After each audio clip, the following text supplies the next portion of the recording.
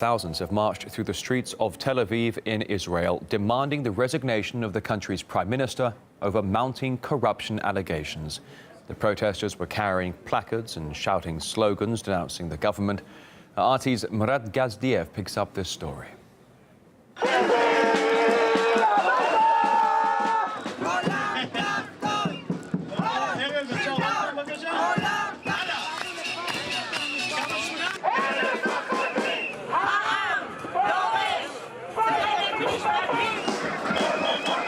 For 6 weeks now, Israelis have been demonstrating against the Prime Minister, the Crime Minister, as they've affectionately nicknamed him.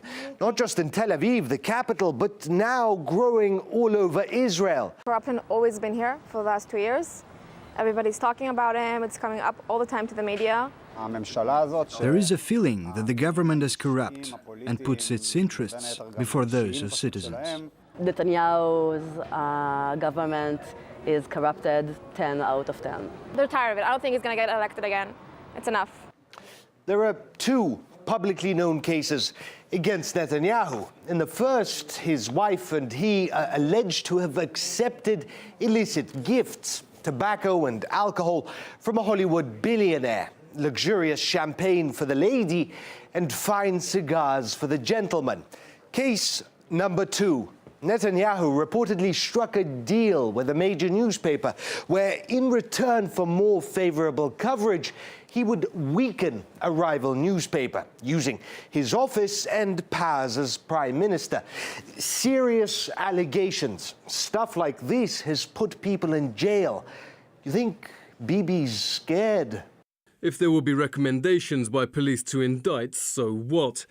Here's a fact I doubt the public knows. The vast majority of police recommendations end with nothing. More than 60% of police recommendations are thrown out. He, of course, denies everything, just like his predecessor, Ehud Olmert. Also denied ever taking bribes, even as he was handcuffed and convoyed off to jail. Bibi doesn't care. Police can recommend whatever they want. It's only if the state prosecutors decide to act will he face trouble. And he seems sure they won't. They knew a year ago, even before the investigation. Why did it take a year? A waste of time and public funds. There's more, of course. Questions about Netanyahu's connections, how Bibi's cousin ended up in the middle of a controversial billion-dollar deal to buy German submarines. You know how these things happen. But isn't it amazing how a man can be so flippant about corruption allegations against him and so righteous about corruption allegations against others? Brave Iranians are pouring into the streets. They seek freedom. They seek justice. I wish the Iranian people success in their noble quest for freedom. Netanyahu declares he supports protesters against other corrupted regimes, like in Iran. But here, he tried to manipulate and put down all the criticism against him, while he's really holding a corrupted government. Police are still months away from issuing an official recommendation on whether to try Netanyahu or not, but Bibi's allies are striking back. They've passed through legislation that would forbid police from making any public recommendations on whether people should be taken to court. Netanyahu's a survivor, Israel's longest-serving prime minister. He has weathered and survived plenty of scandals. And next time, this law will make it even easier.